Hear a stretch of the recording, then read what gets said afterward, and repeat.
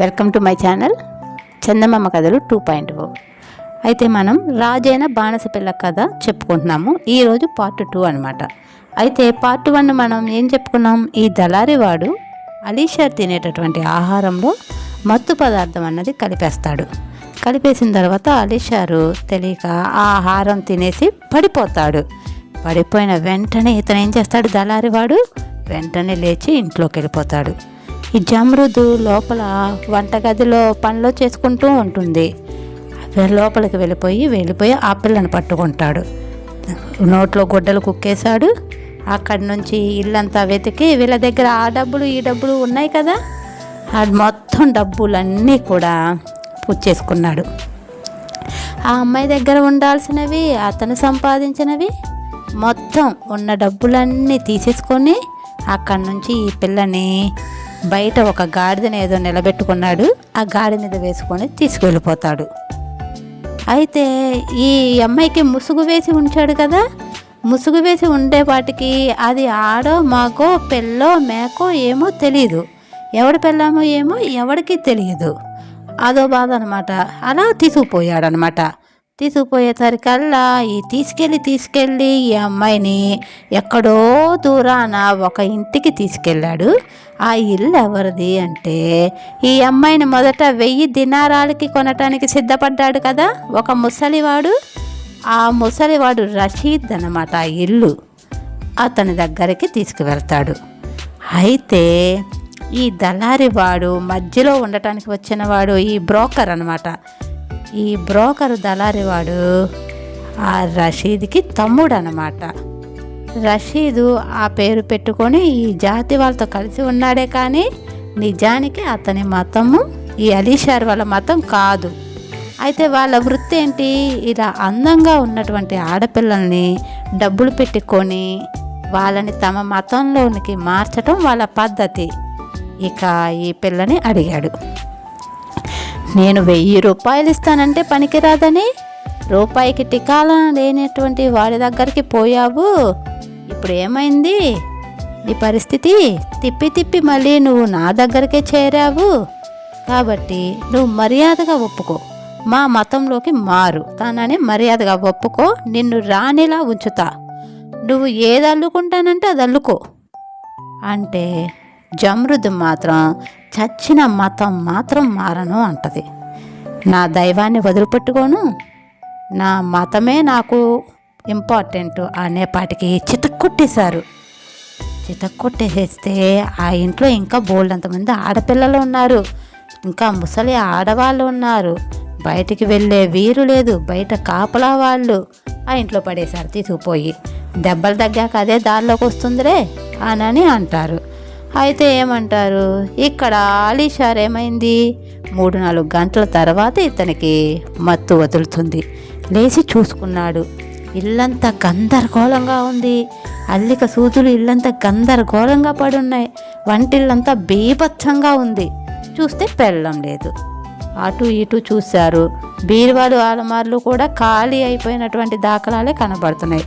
డబ్బులు లేవు. ఏం చేయాలి?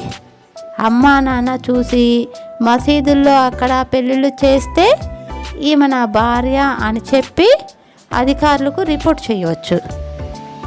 కానీ ఇలా బానిస పిల్లల్ని, ఇలా కొనుక్కున్న పిల్లల్ని ఇలా చేయలేరు. కాబట్టి ఏం చేయలేకపోయాడు. అలాగా మనం కేసు పెడతాను అని అంటే అక్కడ చట్టం ఒప్పుకోదన్నమాట. ఇక ఈ అలీషర్కి ఏం చేయాలో తెలియలేదు. దిబోమని బోరునని ఏడుస్తూ ఉండిపోయాడు. అయితే వీళ్ళ పక్కింట్లో ఒక పెద్ద ఆవిడ ముసలమ్మ ఉంటూ ఉండేది. వాళ్ళకి వీళ్ళ నాన్న వాళ్ళు తాత వాళ్ళ టైం నుండి కూడా వీళ్ళకి బాగా పరిచయం. కాబట్టి వాళ్ళ తండ్రి చనిపోయిన తర్వాత నుండి ఈ పిల్లవాడిని అప్పుడప్పుడు కనిపెట్టుకుంటూ ఉండేదన్నమాట. వీళ్ళ నాన్నల టైం నుండి తెలిసినటువంటి ఆమె. రాకపోకలు కుటుంబంలో రాకపోకలు ఉంటూ ఉండేవి. సో ఈ ఏడుపులు ఇవి అన్నీ వినపడి ఆ ముసలావిడ వచ్చి చూసేపాటికి ఏముంది, వీడు నెత్తి మీద చేతులు పెట్టుకొని ఏడుస్తున్నాడు. నా పెళ్ళామో అనేసి ఏడుస్తున్నాడు. ఇల్లంతా చూస్తే గందరగోళంగా ఉంది. ఇక పెద్ద ఆవిడ ఏం చేశారనమాట, ఆవిడ అన్నీ పక్కల అవన్నీ చదిరి, ఇదేంట్రా నాయన, ఇదేంటి, ఏమైంది, ఎవడు వాడు అసలు అని అంటే, ఏమో వాడెవడో నాకు తెలియదు, ఈరోజే కనిపించాడు, వాడెవడో వచ్చి ఇట్లాగా నన్ను మాట్లాడి ఇలా చేసినట్లున్నాడు, నాకు అతని మీద, ఆ దళారి వాడి మీదే అనుమానంగా ఉంది అని అంటాడు. సరే ఆ పెద్దామె ఏమంటుంది, సరే నువ్వేం చేస్తావంటే, కొట్లు ఉన్నాయి కదా, షాపులు, దుకాణాలు, నువ్వు అవి అమ్మటానికి వెళ్ళేటటువంటి షాపులు, ఆ షాపుల దగ్గర నీకు ఎక్కడైతే కలిశాడో ఆ చుట్టుపక్కల ప్రదేశాలన్నీ అతని గురించి వాకప్ చేసుకురా అని అంటుంది. సరే కదా అనేసి వచ్చి అడుగుతాడు. ఎవ్వరు కూడా మాకు తెలియదంటే తెలియదు అంటూ ఉంటారు. ఎవ్వరికి తెలియదు. వాడు ఆ రోజే వచ్చాడనమాట. వాడు ప్లాన్డ్గా వీళ్ళని స్కెచ్ చేసి పట్టుకున్నాడు అనమాట, చేశాడు. అయితే చాలామందిని చూసి వచ్చాడు, వాళ్ళు ఎవరు కాదు. ఇతను గుర్తులు చెప్పి పలానా వ్యక్తి ఇలా ఉంటాడు ఇలా ఉంటాడు అని చెబితే వాళ్ళెవరు మాకు తెలియదంటే మాకు తెలియదు అంటున్నారు. ఇంకేం చేస్తారు? ఏం చెయ్యాలో ఈ అలీషార్కి అసలు అర్థమే కాదు. వచ్చి జరిగిన విషయం అంతా మళ్ళీ ముసలమ్మకి చెప్తాడు, ఎవరు తెలియదు అంటున్నారు అని. అయితే ఈ ముసలమ్మ అంటుంది, సరే ఒరే నాయనా, ఒక పని చెయ్యి, ఏదో నీ జేబులో డబ్బులు ఉన్నాయి కదా, ఈ డబ్బులన్నీ ఇంకా ఉన్నటువంటి డబ్బులు ఏమన్నా ఉంటే, నీ దగ్గర దాచిపెట్టుకున్న డబ్బులు ఇంకేమన్నా ఉంటే అవి కూడా తీసి ఆడవాళ్ళు పెట్టుకునేటటువంటి ఈ లోలాకులు అట్లాంటివి చిన్నవి తేలిగ్గా తక్కువలో ఉండేటటువంటివి తీసుకొచ్చి ఒక బుట్టెడు చేసి నా చేతికి ఇవ్వు, ఈ పిల్ల ఎక్కడుందో వెతుకుతాను నేను అనేసి చెప్తుందనమాట, సలహా ఇస్తుంది. అయితే మళ్ళీ ఇంకో సలహా ఇస్తుంది, ఈ పిల్లని వెతకడం మనకు కొంచెం సులువే అవుతుంది, అది బానిస పిల్ల, ఆ బానిస పిల్లని తీసుకెళ్ళి అలానే మహల్లో పెట్టరు, ఏ ఇళ్లల్లోనో పెడతారు, కాబట్టి ఏ జనాల్లోనో కలిపేస్తారు, ఎక్కడైనా చూద్దాము, ఈ లోలాకులు అమ్ముతున్నట్లుగా నేను ఆ వీధి ఈ వీధి తిరిగి చూస్తూ ఆ పిల్లని కనిపెడతాను అని చెప్తుంది. మా సలహాకి ఆ ప్లాను అతనికి అలీషార్కి నచ్చి ఆ ప్లాన్కి సరేనని చెప్పి అతను వెళ్ళి ఆ వస్తువులన్నీ తీసుకొద్దాము అని అనుకుంటాడు. ఆ వస్తువులన్నీ తీసుకొచ్చి ఆమెకి ఇద్దాం అనుకుంటాడు. అనుకున్న దాని ప్రకారంగానే ఆ వస్తువులు తీసుకొచ్చి ఇస్తాడు. ఇక ఈమె ఏమనుకుంటుంది, ఎలా అయినా సరే ఈ చుట్టుపక్కల ప్రదేశాల్లో కొత్తగా ఎవరన్నా వచ్చారా, 4-5 రోజుల క్రితం కానీ ఎవరన్నా వచ్చారా అని అడుగుతూ ఒక వారం రోజులు ఆ పిల్లని పట్టుకోవచ్చు అని అనుకుంటుంది. అనుకొని అలా తిరుగుతూ ఉంటుంది. అయితే 4-5 రోజులు, వారం రోజులుగా అలా తిరుగుతూ ఉంది. వీళ్ళకి కొంచెం దూరంగా ఉన్న ఇళ్లల్లో ఎక్కడన్నా పెట్టుంటారని. అయితే ఆ రోజుల్లో ఏంటంటే బానిసలని ఇలాగా తెలియకుండా తీసుకొచ్చేసినటువంటి ఇట్లాంటి వాళ్ళని అందరూ పెట్టుకోలేరు, కొన్ని కుటుంబాలు మాత్రమే పెట్టుకుంటారు. కాబట్టి ఆ పాటి ఆలోచన ఆమెకు ఉండబట్టి ఆ రకమైనటువంటి కుటుంబాలని వెతుక్కుంటూ వెళ్ళసాగింది ఆమె. అలా వెతుక్కుంటూ వెళుతూ ఉంటే ఆ వీధుల్లో వెతుకుతూ ఉందన్నమాట. ఈమె చేసింది, ఈ బుట్ట నెత్తి మీద పెట్టుకొని ఇలా ఎక్కడైతే అవకాశం ఉందో అటువైపుకు తిరగటం మొదలుపెట్టేసరికల్లా సరే ఏం చేసింది, ఒక చోట వాళ్ళు ఎవరో బోల్డంతమంది ఆడపిల్లలు ఉన్నారు, మగవాళ్ళు కాపలా ఎవరో బయట ఉన్నారు, కానీ వాళ్ళు పెద్దగా ఏం మాట్లాడే రకంగా లేరు. అందరూ బయటకు వచ్చి అవి ఇవి కొనుక్కుంటే, ఎవరే మీరంతా, ఏమిటే, ఎవరికైనా మీరు కూతుర్లా కోడల్లా కొత్తగా కనిపిస్తున్నారు, చుట్టాలా బంధువులా ఏంటి అని ఈ ముసలమ్మ వాళ్ళతో మాట కలిపింది. వాళ్ళు ఏమన్నారంటే, అబ్బే కాదు, మేమంతా ఇక్కడ అమ్మకానికి ఉన్నాము, మమ్మల్ని తీసుకొచ్చి ఇక్కడ పెట్టుకున్నారు, మాది ఇదివరకు అదేదో జాతి, ఇప్పుడు కొత్తగా జాతి, మరి ఈ జాతిలోకి వచ్చాం అన్నారు. అనేసరికి ఈ ముసలావిడికి అనుమానం వస్తుంది. సరే అనేసి, సరే మరి చాలా ఎండగా ఉంది, చాలా దాహంగా ఉంది, మరి ఆకలి కూడా వేస్తుంది, కాస్త లోపల నీడ పట్టున కాసేపు విశ్రమించి వెళ్తాను అని అడుగుతుంది. సరే లోపలికి రావా అని లోపల తీసుకెళ్తారు. ఆడామే కదా, ఆడవాళ్ళని తీసుకెళ్తాకేం భయం, లోపల తీసుకెళ్తుంది. అయితే లోపలికి వెళ్ళేసరికి ఈ జనాట ఈ జనాల దగ్గర అవతల కట్టెను కదులుతూ ఉందన్నమాట. అక్కడ నేల మీద చాపేసుకొని చాప మీద పడి దెబ్బలు తగిలి పడి ఉన్న ఒక ఆడపిల్ల కనిపిస్తుంది. అయితే ఏముంది, ఏమే అందరూ హుషారుగా తిరుగుతున్నారు, ఇదైతే ఇలాగా బాధపడుతూ అలాగా పడుందేంటి అనేసి ఏం అడుగుతుంది. దానికి అంతేలే, దానికి ఇంకా బుద్ధి రాలేదు, దెబ్బలు తగిలినా సరే కూడా బుద్ధి రాలేదు, వస్తుందిలే బుద్ధి అని అంటారనమాట. అదేంటబ్బా అనేసి ఇక ఈ ముసలామెకు అనుమానం వస్తుంది. దగ్గరికి వెళ్ళి చూసేసరికి ఏముంది, ఈ జమరుద్దే అది. అనేసి జమరుద్దు కూడా ఈ ముసలామని గుర్తుపడుతుంది. అయితే ఈ ముసలమ్మ జమరుద్దుకి చిన్న సైగ చేస్తుంది. అయితే వెంటనే ఎటువంటి నిర్ణయం తీసుకోకుండా జమరుద్దుకి చిన్న సైగ చేసి నువ్వేం మాట్లాడుకో అన్నట్లుగా చెప్పి అక్కడి నుండి వచ్చేసి ఆ మరనాడు 3వ రోజు కూడా అక్కడికే అటు ఇటు తిరుగుతుంది. 3వ రోజుకి ఆ పిల్ల లేచి కొంచెం కూర్చుంటుంది. అప్పటికి కరెక్ట్గా వారం రోజులు అట్లా అవుతుంది అన్నమాట. అయితే ఏముంది, లోపలికి బుట్టతో వచ్చినాక ఈ జబరుద్దీన్ కొంచెం ఓపికగా ఉంటుంది అన్నమాట. ఓపికగా ఉంటే ఆ ఓపికగా ఉన్నటువంటి జమరుద్దీన్ దగ్గరికి వెళ్ళి ముసలమ్మ మెల్లగా మాట్లాడుతుంది ఎవరికి తెలియకుండా. అయ్యో పిచ్చి పిల్ల, నీ మొగుడు బెంగ పెట్టుకొని ఏడ్చి చచ్చిపోతున్నాడు, నీ కోసం నేను వాడు నిన్ను వెతకటానికి తిరుగుతున్నావు, నువ్వేమో కనిపించావు, అయితే నువ్వేమో ఇక్కడ ఇట్లాగా బాధపడుతూ ఉండమాక, సరే ఒక పని చెయ్యి, రాత్రికి ఇక్కడ ఈ కిటికీ దగ్గర నుంచో, వాడు వచ్చి ఈల వేస్తాడు, ఈల వినంగానే బయటికి వచ్చి గుర్రం ఎక్కేసేయి, ఓకేనా? ఈల గుర్రం పుచ్చుకొని వస్తాడు, గుర్రం ఎక్కేసేయి, నీ మొగుడు నిన్ను ఇంటికి తీసుకొచ్చేస్తాడు, వేరే చోటకి ఎక్కడికైనా వెళ్ళిపోదురు కానీ కొన్నాళ్ళ పాటు అని చెప్తుంది.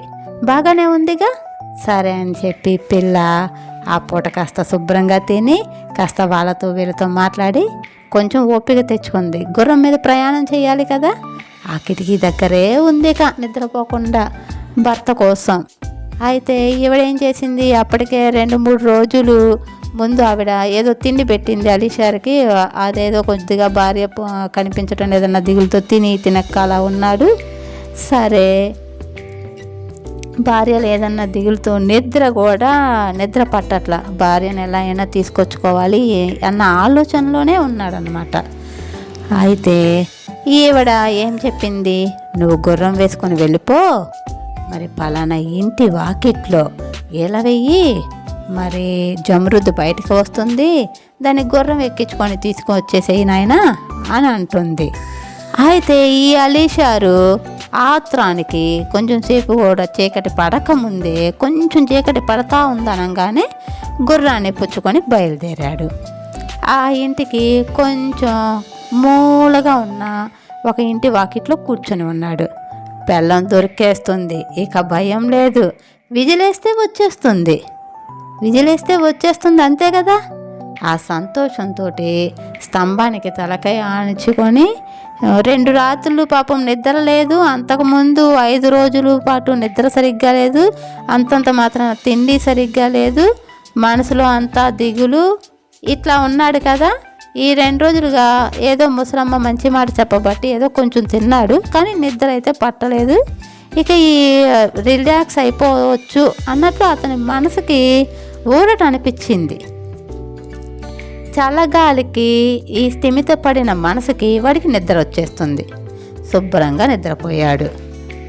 అంతే కదా, మనసులో దిగులు లేకపోతే శుభ్రంగా నిద్ర వచ్చేస్తుంది.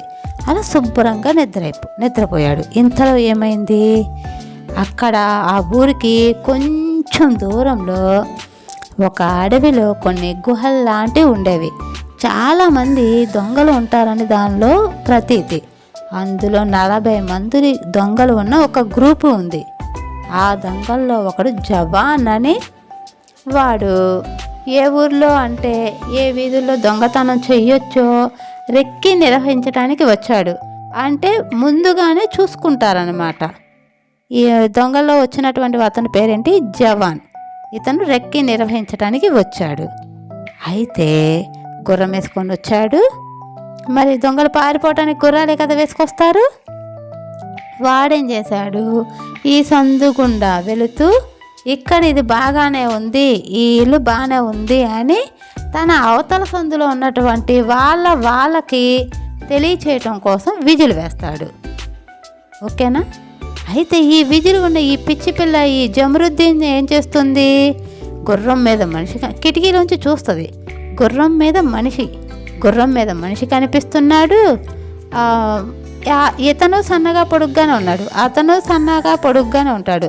రాత్రిపూట పెద్దగా ఏం కనిపించదు కదా. ఆ ముసలాం ఏం చెప్పింది, విజిలేస్తాడు అని చెప్పింది. వీడు విజిలేశాడు. దాంతో అప్పట్లో లైట్లు కరెంటు ఉండదు కదా, ఏవో దీపాలు అనమాట, ఆమదం దీపాలు మాత్రమే ఉంటాయి. ఆ దీపాల్లో ఆమె చెప్పిన గుర్తులే తప్పితే మనిషి మొహాలు అవి కనిపించవు. కాబట్టి ఆ విజిల్ వినగానే కిటికీ పక్క నుంచి మెట్లు దిగి టకటకా వచ్చేసి గుర్రం ఎక్కేసింది. ఎవరిది? జవాన్ది. గుర్రం ఎక్కడానికి ట్రై చేస్తుంటే వీడేమనుకుంటాడు, గుర్రం ఎక్కడ ప్రయత్నిస్తూ ఉంటాడు. వీడేమనుకుంటాడు, ఎవరో ఈ ఆడది నా వెంట పడుతుందని అనుకుంటాడు. అనుకుని ఆ ఎక్కుతున్నటానికి ప్రయత్నిస్తున్నటువంటి ఆమెకి అతను కొంచెం చెయ్యి అందించి గుర్రం మీదకి లాగి ఎక్కించుకొని ఇక వెళ్ళిపోతూ ఉంటాడు. వెనక ఎక్కుతుంది, ఇక ఎక్కించుకొని వెళ్ళిపోతూ ఉంటాడు. అయితే ఈ వెనకాల ఎక్కిన జమరుద్దు అలీషారే అని అనుకొని అలీషాతో అడుగుతూ ఉంటుంది, ఏమని, మనం ఎక్కడికి వెళ్తున్నాము అని అంటే, అక్కడికి వెళ్తున్నాంలే, మనం వెళ్ళాల్సిన చోటుకే వెళ్తున్నాంలే అంటాడు. సరే అనేసి జమరుద్ కంగారుగా ఉన్నటువంటి జమరుద్దు అప్పటికి మళ్ళీ అడుగుతుంది, ముసలిదానికి ఏమైనా ఇచ్చావా, నువ్వేమైనా తిన్నావా అని 4-5 కుశల ప్రశ్నలు వేస్తుంది. ఎలా ఉన్నావు, వాడెవడో తెలుసా, రషీదే, నన్ను కొంటానన్నవాడే అని ఇలా చెప్తూ ఉంటే వాడు అంటున్నాడు. అనేసరికి ఇదేమిటి వీడి గొంతు ఒక రకంగా ఉంది అని డౌట్ వచ్చి వాడి ముఖం మీద వెనక నుండే చెయ్యి పెట్టి తడుముతూ ఉంటుంది. తడుముతూ ఉంటే ఆడి ముఖం మీద గడ్డం తగులుతుంది. ఇదేంటి, అలీషార్కి ఏమో మీసాలు గడ్డాలు లేవు, నున్నటి మొహం వాడిది. ఇది పెద్ద బివిరిగడ్డము, ఆజాను బాహు వేడు. ఎవడు ఆ గడ్డం తగిలేసరికి కెవ్వుమని కేకలు పెట్టి, ఎవరు నువ్వు, నన్ను దింపేసే, మా ఆయన అనుకుని ఎక్కాను, నువ్వెవరో నాకు తెలీదు, దింపే అని కేకలు పెట్టేసరికల్లా వాడన్నాడు పక్కపక్క నవ్వి, నీ అంతటా నువ్వు వచ్చి ఎక్కావు, నేను నిన్ను వదిలేది లేదు. మేము 40 మంది ఉన్నాం, మా 40 మందికి ఒక్క ఆడది లేదు, ఒక ముసలి అవ్వ తప్ప, ఒక ముసలి మామ ఉందంతే. చక్కగా 40 మందికి పెళ్ళానిగా ఉందివు కానీ కొనకుండానే బానిస దొరికావు, నోరు మూసుకొని కూర్చో అని ఏం చేశాడు, తన చేతిలో ఉన్న బెల్ట్ వెనక్కి పోనిచ్చి ఆ అమ్మాయి మీద నుంచి బెల్ట్ పోనిచ్చి గట్టిగా టైట్ కట్టేసుకోండి. ఇక గింజుకు చచ్చినా ఊడి రాదన్నమాట. ఆ అమ్మాయి అరిచింది, కేకలు పెట్టింది. ఇక అరిచిన కేకల పైన ఇక గుర్రం దౌడు తీస్తుంది, పరిగెట్టేస్తుంది. అదేం చేస్తుంది, ఇక అక్కడి నుండి ఏడ్చుకుంటూ, అయ్యో దేవుడా, నా భర్త ఏమైపోయాడు, నేను వీడికి దొరికి చచ్చానని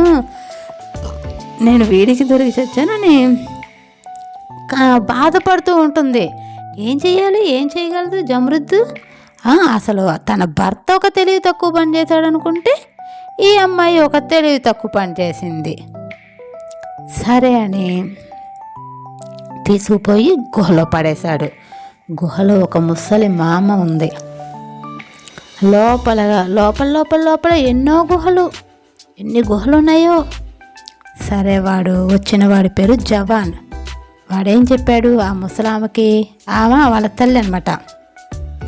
అయితే ఆ తల్లికి చెప్పాడనమాట, అమ్మా, మాలో ఎవరో ఒకళ్ళం దీన్ని పెళ్లి చేసుకుంటాం, మిగిలిన 40 మంది కూడా ఈ అమ్మాయిని వాడుకుంటాం, మా అందరికీ పెళ్ళంలాగా పడుంటుంది, నీకు కోడలు అన్ని పనులు చేస్తుంది, నీకు కావలసిన పని చేయించుకో, రూపాయి ఖర్చు లేకుండా దొరికింది బానిస పిల్ల మనకి అన్నాడు.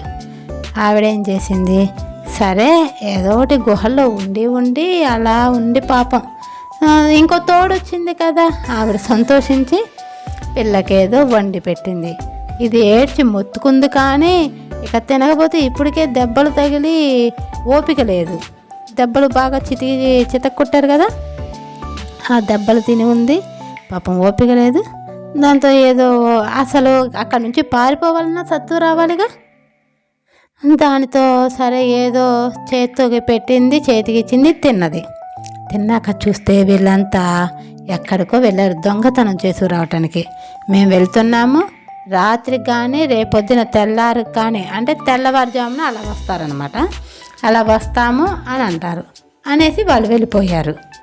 అప్పుడు వెళ్ళిపోగానే జమరుద్ ఏం చేస్తుంది, ముసలిదాన్ని చూసి అవ్వా అవ్వా ఏంటి అసలు ఎండే రావట్లేదు, మరి బయటికి వెళ్ళి అక్కడ కూర్చుందా, కావాలంటే నీ తల్లో పేలు దూతాను, వెళ్దామా బయటికి ఎండకి అంటుంది. ఆ ముసలిది ఒక్కటే ఉంటుంది కాబట్టి బయటికి వెళ్ళదు. ఇప్పుడు తోడుంది కదా, సరే ఈ గుహల్లో గాలి రాదు, ఎండ రాదు, ఈ దొంగ వెధవలంతా నన్ను ఇక్కడ ఉంచారు, నువ్వెలానో తోడున్నావు కదా, కాబట్టి ఇద్దరం పోయి ఎండలో కూర్చుందా, నా తలలో అన్ని పేలతో పుచ్చిపోయింది, నా తలకాయలో కొంచెం పేలు దువ్వు, నాకు కూడా దువ్వేటటువంటి వాళ్ళు ఎవరు, ఎంత మంచి మాట చెప్పావమ్మా అని సంతోషించి ఇద్దరు కూడా వెళ్ళి బయట కూర్చుంటారు. ఈ జమరుద్ ముసలిదాన్ని ఎండలో కూర్చోబెట్టి ఇక పేలు చుట్టం మొదలుపెట్టింది. ఆ తర్వాత ఈ పిల్ల ఎప్పుడైతే నెత్తి మీద చేతులు పెట్టి అలాగ పేలు చూస్తూ ఆ ఎండకు అలా చూస్తూ ఉంటుందో, ఆ ఒక మసాజ్ లాగా ఉండి ఆ ముసలి ఆమెకి కొంచెం మగతగా నిద్రపోవటం మొదలుపెట్టింది. ఈ జబ్బును కదిపి చూసింది కదల.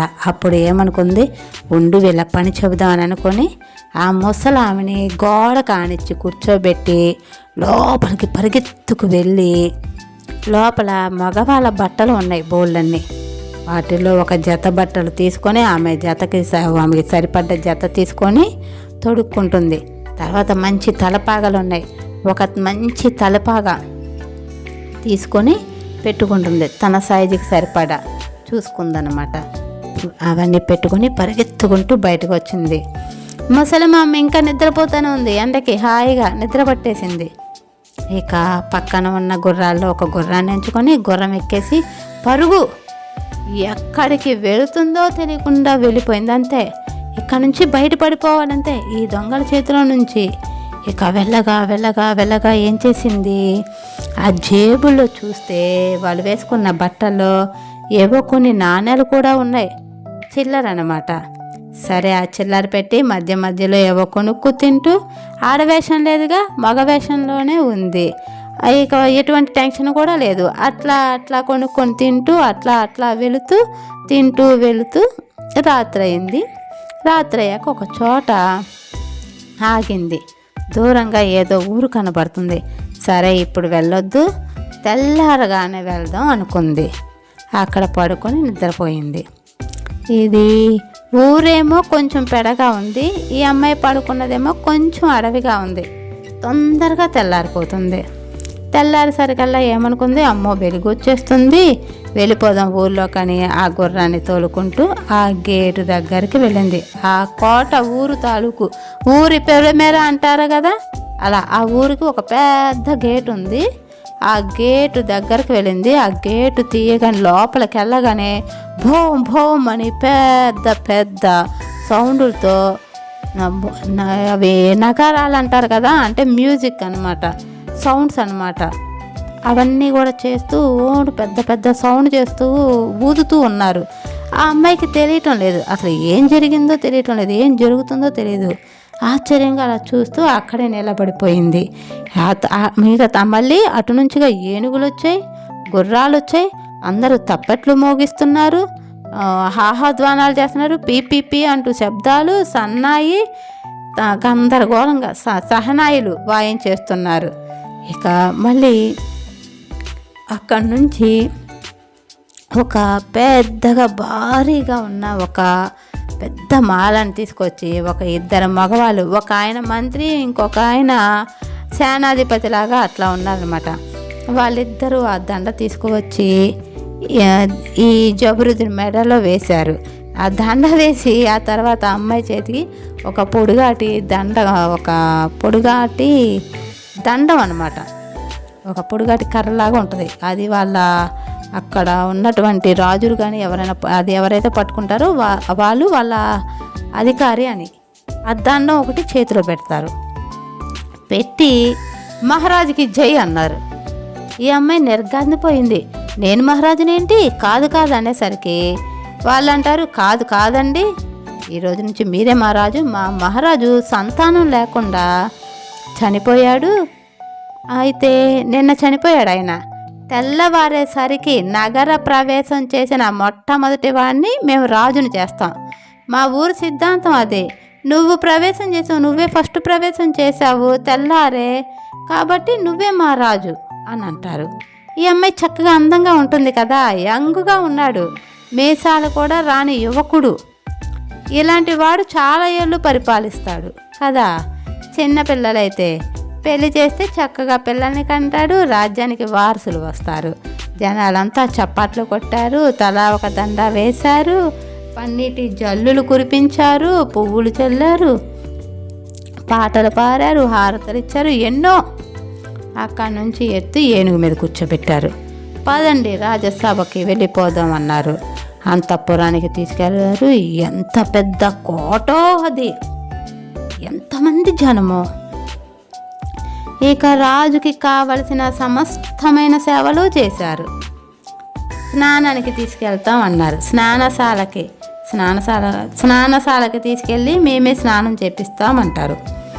ఈ అమ్మాయి ఆడపిల్ల కదా, వెంటనే ఏముంటుంది, స్నానశాలకి వద్దు, స్వయంగా స్నానం చేయటమే నాకు అలవాటు, నేను రాజునైనా సరే అవన్నీ నేను మార్చుకోను, నా పద్ధతులు నాకే అని అంటుంది.